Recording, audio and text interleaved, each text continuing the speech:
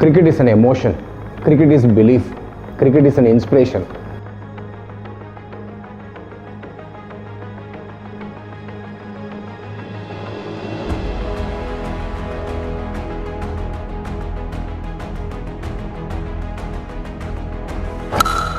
Thank you, Amos. Love you, Tala.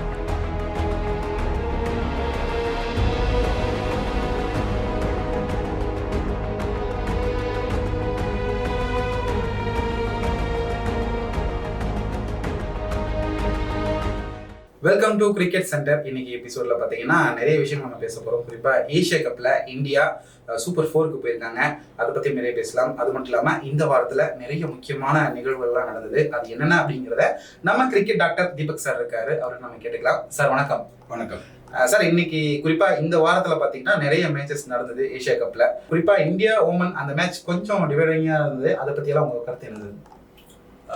First of இந்த Asia cup கொஞ்சம் மொக்கையாக தான் இருந்தது. எல்லா மேட்சுமே ஒன் சைடாக இருந்தது. லக்கிலி இந்த வீக்ல நடந்த எல்லா மேட்ச் ஃபர்ஸ்ட் வந்து பங்களாதேஷ் ஆப்கானிஸ்தானை அப்செட் பண்ணாங்க. அது யாரும் எதிர்பார்க்கல. ஆப்கானிஸ்தான் ஜெயிப்பாங்கன்னு நினைச்சாங்க. அப்புறம் பாகிஸ்தானே தடுத்தர மாதிரி தான் யுஏஇ கூட ஜெயிச்சாங்க. ஸ்ரீலங்கா ஆப்கானிஸ்தான் ரொம்ப க்ளோஸாக இருந்தது. நிறைய மூமெண்ட்ஸ் இருந்தது. நபியோட 5-6 பார்த்தீங்கன்னா தெரியல, அது ரொம்ப நல்லா இருந்தது. ஸ்ரீலங்கா சூப்பராக சேஸ் பண்ணாங்க. அப்புறம் இந்தியா ஓமன் ஆல்மோஸ்ட் ஜெயிப்பாங்கன்னு ஒரு கட்டத்தில் எல்லாம் நினச்சிட்டு இருந்தாங்க. அது மாதிரி நல்லா ஒரு எக்ஸைட்டிங்காக இருந்தது. இந்தியாவுக்கும் ஒரு தேவையான ஒரு டெஸ்ட் தான் அது. நல்லா இருந்தது. ஸோ இப்போ ஒரு ஹோப் கிடைச்சிருக்கு. சூப்பர் 4ல ஸ்ரீலங்கா, பங்களாதேஷ், இந்தியா, பாகிஸ்தான் எல்லாமே கொஞ்சம் ஃபைட் பண்ணுவாங்கன்னு ஒரு ஹோப் கிடைச்சிருக்கு. பார்ப்போம் என்ன நடக்குதுன்ட்டு. சார், ஏசியா கப்பை பொறுத்த வரைக்கும் ரொம்ப முக்கியமான டீம் அப்படின்னா நம்ம இந்தியா டீம் தான் இல்லைங்களா? ஸோ நம்மளே வந்து ஓமன் கூட வந்து கொஞ்சம் கஷ்டப்பட்டு தான் ஜெயிச்சோமோ அப்படின்னு ஒரு ஃபீல் இருக்கு. ஸோ இந்த 11 வச்சுக்கிட்டு நம்ம அடுத்தடுத்து நம்ம போகும்போது அது வின் பண்றதுக்கான பாசிபிலிட்டிஸ் எப்படி சார் இருக்கும்? இல்லை, அவங்க வந்து அதை எக்ஸ்பெரிமெண்ட் பண்ணாங்க.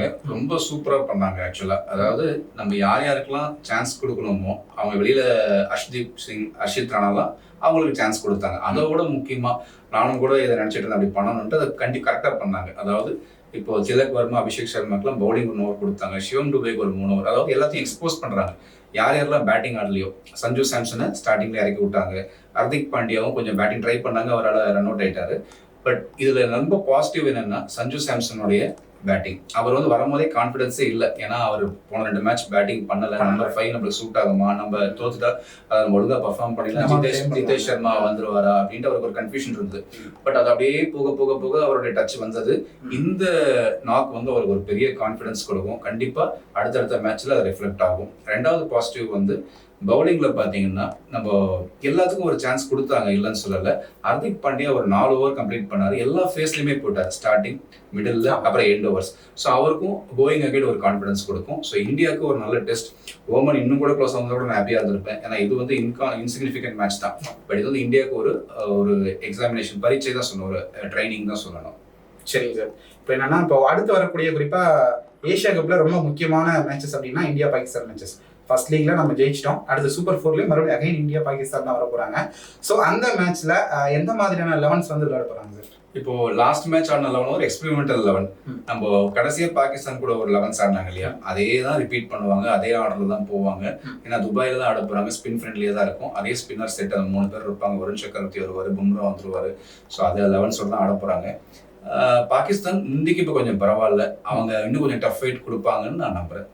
லாஸ்ட் வீடியோல நம்ம பேசியிருந்தோம் இந்தியா பாகிஸ்தான் மேட்சஸ், குறிப்பா முக்கியமான மேட்சஸ், கடந்த காலத்துல ரொம்ப பிளாக் பஸ்டர் மேட்சஸ் அப்படின்னு நம்ம நிறைய பேசிட்டு இருந்தோம். அந்த வகையில பாத்தீங்கன்னா சூப்பர் நாக்ஸ், ஒரு பேட்ஸ்மேனுடைய சூப்பர் நாக்ஸ் அப்படின்னா நீங்க என்னென்ன மேட்சஸ்லாம் சொல்லுவீங்க கடந்த கால மேட்ச்ல?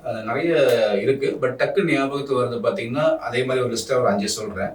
நம்பர் 5ல வந்து கௌதம் கம்பீர் 2007 T20 வேர்ல்ட் கப்ல ஒரு 75 அடிப்பாரு. நிறைய பேர் வந்து அது யாரும் ஞாபகம் கூட இருக்காது. அவர் அடிச்சதுனாலதான் இந்தியா 150 போஸ்ட் பண்ணாங்க, ஜெயிச்சாங்க.